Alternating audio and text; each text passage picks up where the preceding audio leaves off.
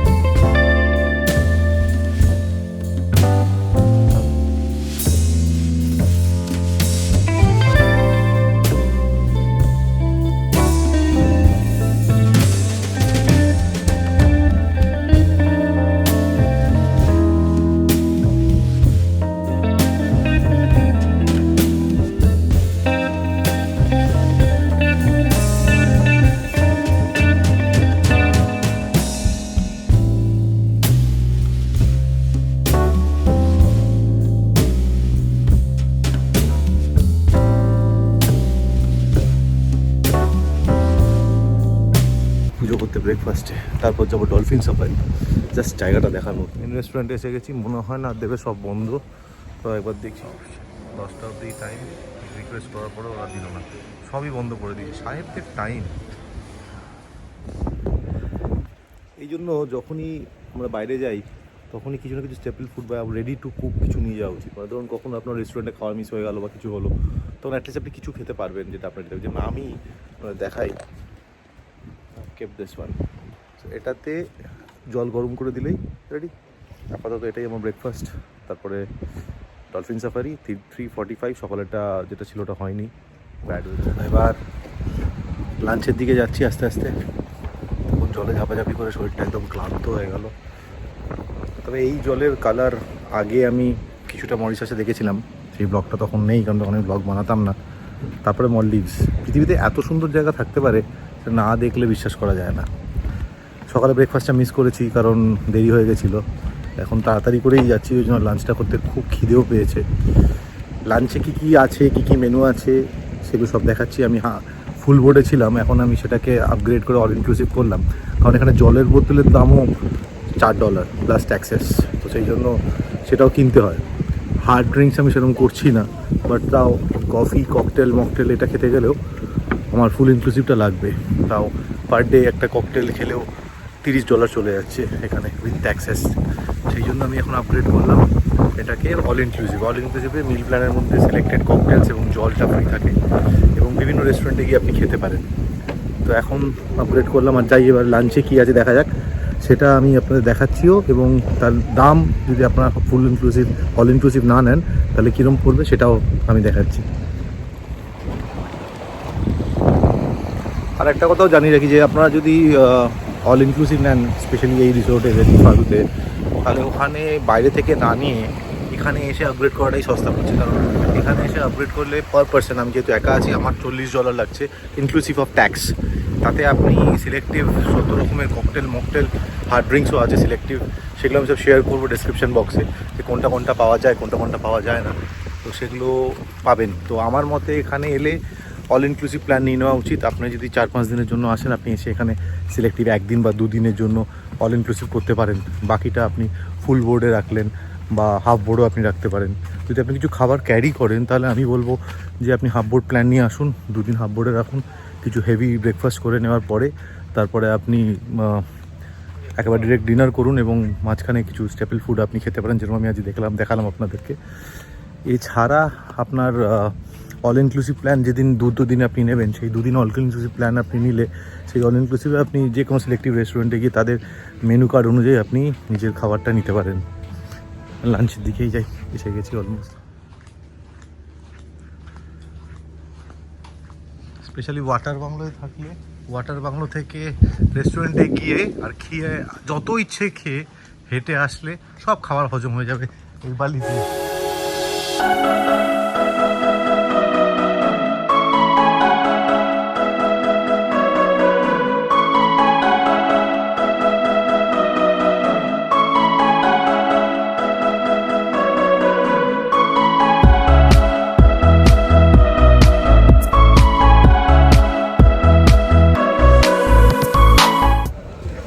বাবা খুব পুণ্যবান, আমার বাবার লোকটা খুব ভালো, ওই জন্য পৌঁছে গেছি রেস্টুরেন্টে। বুঝতেই পারছেন যত ইচ্ছে খান, হজম হয়ে যাবে যাওয়ার আগে।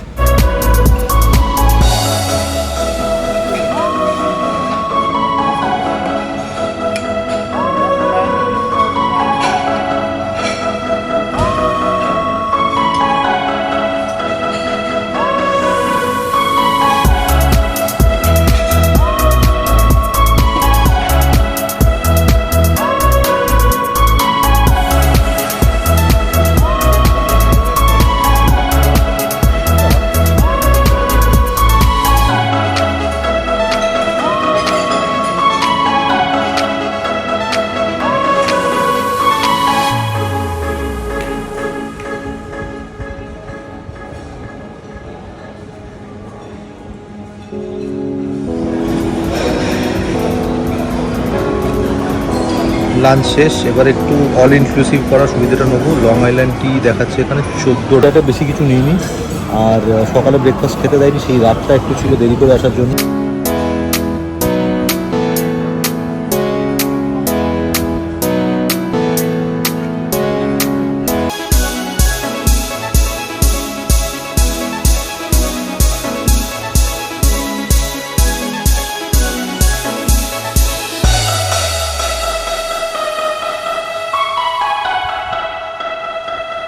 হাসিয়ে লাঞ্চ করার পরে এখন যাচ্ছি ডলফিন সাফারি করতে। রিসোর্ট থেকেই আপনাকে প্রাইভেটলি ডলফিন সাফারিতে নিয়ে যায়। খরচা পড়ছে আমার $80 প্লাস ট্যাক্সেস কিন্তু এখানে 23% ট্যাক্সেস। তবে একবার করা উচিত, এত দূর যখন এসেছি খরচা করে, দেখা যাক ডলফিন সাফারিটা কীরকম হয়। Which side is dolphin safari, চলুন এসে গেছি। এখন আমি যাব ডলফিন সাফারিতে। দেখুন লাইফ জ্যাকেট পরিয়ে দিয়েছে এরা, লাইফ জ্যাকেট পরে যেতে হবে, বিকজ আমি এখন যাবো ডলফিন সাফারি, এবং ডলফিন সাফারির পরে ওরা একটা স্যান্ড ব্যাঙে নিয়ে যাবে, যেটা মলডিভসের ম্যাক্সিমাম ভিডিওতেই আপনারা দেখেন। তো ওই দুটো করবো, স্পিড বোটে করে যাব। টোটাল ট্যুরটা 2 ঘন্টার। দেখা যাক কীরকম থাকে এক্সপিরিয়েন্সটা, আমি পুরোটাই শেয়ার করবো। 1 ঘন্টা ধরে ডলফিন ঘুরছি সমুদ্রের মাঝখানে, এখন ডলফিনের দেখা পাই। মানে এটা ঠিক যে আপনি ডলফিন দেখতে গেলে ডলফিন দেখতে পাবেনই, তার কোনো গ্যারেন্টি নেই। ডলফিন সাফারি, সমুদ্র সাফারি তো করতে পারি। সমুদ্রটা বেশ রাফ হয়ে গেছে, অনেকটা দ্বীপে চলে এসেছে। একটা বিশাল বোট, সেটাও দারুণভাবে নড়ছে। বিকজ সি সিকনেস থাকে, তার জন্য বেশ অসুবিধাজনক। আদারওয়াইজ আমার মতো লোক তো আনন্দই করবেন, অসুবিধা নেই। খারাপ লাগছে না, ডলফিন দেখতে পাবো কিনা জানি না, সেটা খানিকক্ষণের মধ্যে বুঝতে পারবো। তবে আনন্দ করছি বেশ, এই নীল জল আর চারদিকে এই সুন্দর আকাশটা, আর তার মধ্যে দোলনার মতো একটা দূরত্ব চলেই যাচ্ছে। ছেলেগুলো অনেকক্ষণ ধরে ডলফিন ঘুরছে, পাইনি। আপনারা একবার দেখুন।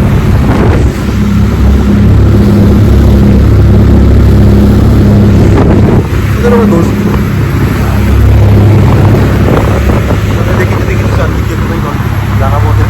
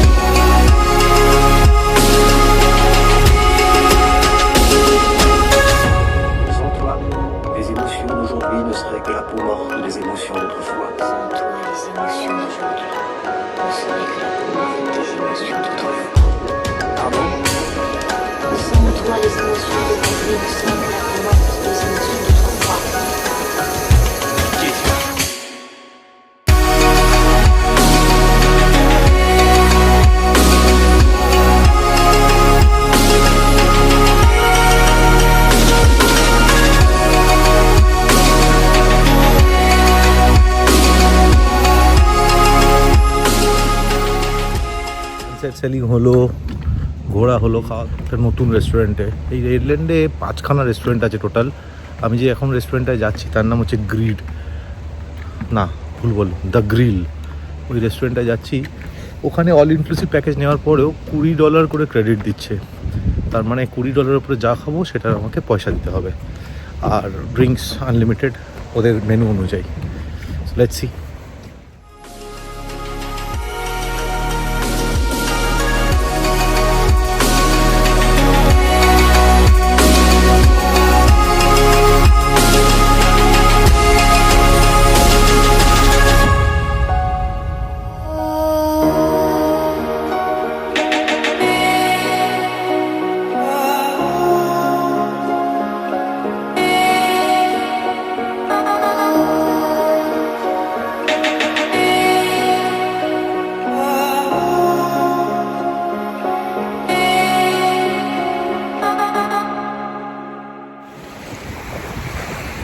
Good morning.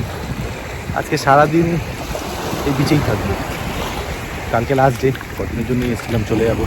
তো আজকে সারাদিন এই বিচেই থাকবো ঠিক করেছি। আর এখানে বিভিন্ন যে পুল বার, এখানে স্পেশালি 3-4টে মেন বার আছে। নালা বার, আমরা একটাই গেছিলাম, এবং রেস্টুরেন্টগুলো তো গেলাম, খেলাম, দেখালাম। এই বারগুলোতে যাব, বিভিন্ন ককটেলস খাবো, আর এই নীল সমুদ্রে থাকবো। কোনো কাজ নেই, কোনো অফিসের চাপ নেই, টার্গেট নেই, কিছু নেই। সো এইখানে খানিকক্ষণ সময় কাটাবো, জায়গাটা দেখুন খালি। এখন আমি যেটা যাচ্ছি ওই বারটার নাম হচ্ছে নালা বার। নালা কিছু নেই, না ড্রেন আছে, কিছু আছে, বাট জায়গাটার নাম নালা বার। দেখি নালা বারে কী কী পাওয়া যায়, কী খাওয়া যায়। যেহেতু আমি অল ইনক্লুসিভ প্ল্যানে আছি, তো ড্রিঙ্কসগুলো ফ্রি থাকবে ওদের লিস্ট অনুযায়ী। খাবারের দাম কীরকম সেটা শেয়ার করছি।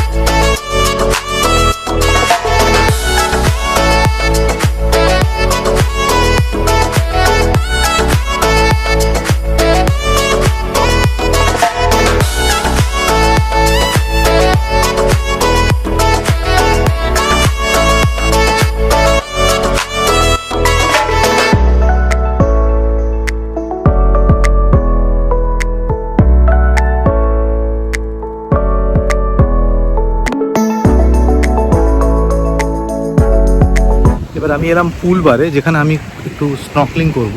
তার জন্য খুব ইম্পর্টেন্ট আছে স্নকলিং গিয়ার্স, যেটা আমরা করলো হচ্ছে 10 USD প্লাস ট্যাক্সেস, মানে 13 টাকা মতো, 13 USD মতো।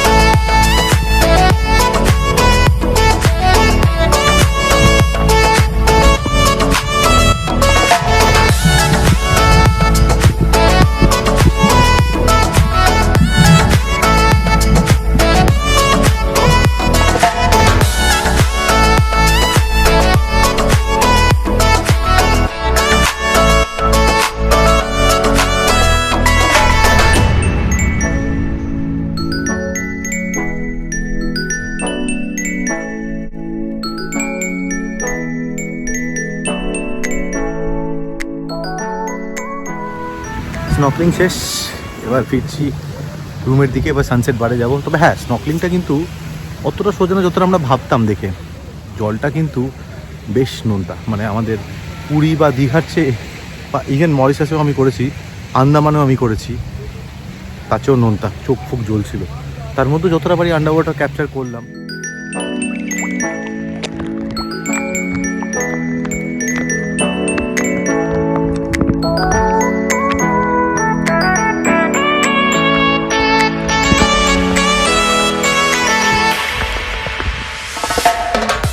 রাত্রে লাস্ট ডিনার। এখন যাচ্ছি হুবন্ধু গার্ডেন বলে একটা রেস্টুরেন্ট, এদের দেখা যাক কী রুম অ্যারেঞ্জমেন্ট আছে। This is the last dinner আমার মলদ্বীপসে। কালকে সকালে বেরিয়ে পড়ছি। অন্ধকার রাস্তা, আবার অনেকটা পথ চলা।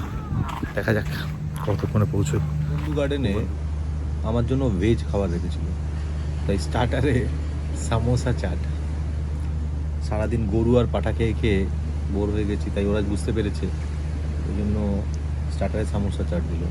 এরপরে কি আছে দেখি। আইটেম ভেজ পোলাও, কড়াই পনির, ডাল মাখনি আর এক ধরনের আলুর দম। সব শেষে ফলের ডেজার্ট দিল, খুবই জঘন্য। খাওয়ার পরে এখন হাঁটি হাঁটি পায় রুমের দিকে। কাল সকালের ফ্লাইট। লাস্ট ঘরে যাওয়ার আগে আমার বাংলাদেশে এক ভাইয়ের সঙ্গে আলাপ হলো, নাইম ভাই। অনেক হেল্প করেছে মোহাম্মদ নাইম, প্রত্যেকটা জায়গায় হেল্প পেয়েছি। তো আপনার সঙ্গে পরিচয়। নাইম ভাই কিছু বলা? হ্যাঁ বললাম, আপনি এবারে এসেছেন একা একা, ফার্স্ট টাইম যখন আসবেন তা আপনি ফ্যামিলির সাথে আসবেন, আরও বেশি এনজয় করতে পারবেন। এটা একটা পিসফুল জায়গা, কয়েক জায়গা, এখানে আপনি ফ্যামিলির সাথে আরও অনেক বেশি এনজয় করতে পারবেন। ইনশাআল্লাহ তাই করবো। ইনশাআল্লাহ। চলো ভাই, গুড মর্নিং। তাড়াতাড়ি উঠে গেছি, 9টার মধ্যে চেক আউট করতে হবে, 10টায় সি প্লেন। শেষ হয়ে গেল জার্নিটা। কিছু স্পেশাল জিনিস যেটা বলে রাখা দরকার বলে আমি মনে করছি, সেটা হচ্ছে এখানে তো অ্যালকোহল ক্যারি করা যায় না, সিগারেট ক্যারি করা যায়। সো যারা স্মোক করেন তারা সিগারেট ক্যারি করবেন, বিকজ এখানে আইল্যান্ডে রিসোর্টগুলোতে এক একটা প্যাকেটের সিগারেটের দাম পড়ছে $10 to $15। সো সেটা ক্যারি করা উচিত বলে আমার মনে হয়। সেকেন্ডলি, এখানে জায়গাটা এত সুন্দর, বাড়ি যাওয়ার ইচ্ছে করবে না আপনাদের।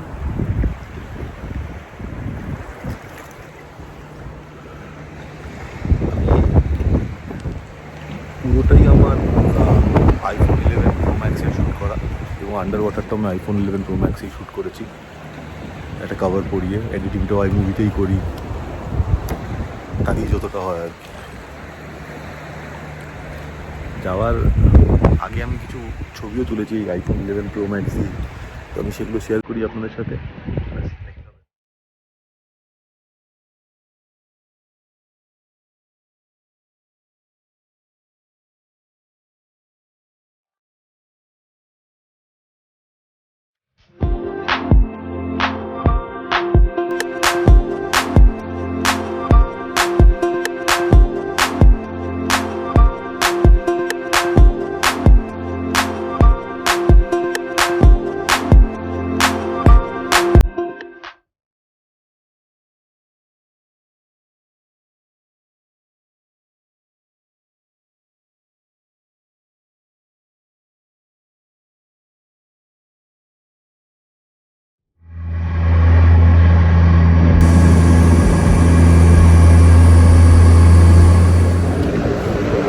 প্লেন সম্বন্ধিত দরকারি তথ্য বলে দিই, যারা প্লেনে চড়তে ভয় পান তারা অ্যাভয়েড করলেই ভালো।